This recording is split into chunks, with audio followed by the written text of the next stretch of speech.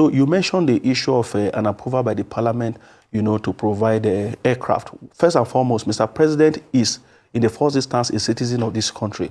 And as a citizen, we own it as a responsibility to ensure that every citizen of this great country is protected in one way or the other. So in doing that, we have done that. And like you mentioned, the issue of the aircraft for the president, as important as it is, we consider that to be of national security and something of great importance to the well-being of our country, because if the head is sick or something happens to the head, of course, it will affect the rest of the whole nation. Nevertheless, what we have done as a parliament, in terms of bills and motions, this parliament has discussed 675 motions. Some of these motions touching on the health of this nation in terms of providing, calling on government. Recently, there was a motion on the floor of the parliament that was widely debated by a cross-section of parliamentarians talking about the issue of cholera outbreak in the country. We discussed that, and we're giving a charge to the Ministry of Health to do what is needed to ensure that we nip that in the bud.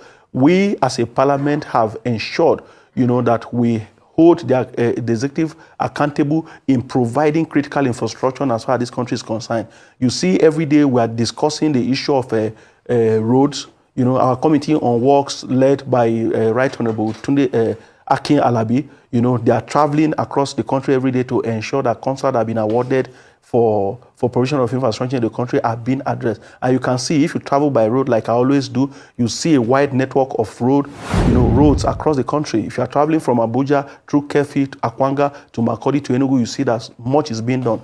Just 3 days back, I traveled from Abuja to Okene. Of course, government is also doing quite a lot in that area. As a parliament, we are not interested in only those things that will help, the top. This is a parliament for the masses of our country. His Excellency Right Honorable Tajuddin Abbas has mentioned it times without number that this parliament must be able to pass bills, must discuss motions that affect and address the day-to-day activities of the common Nigerian.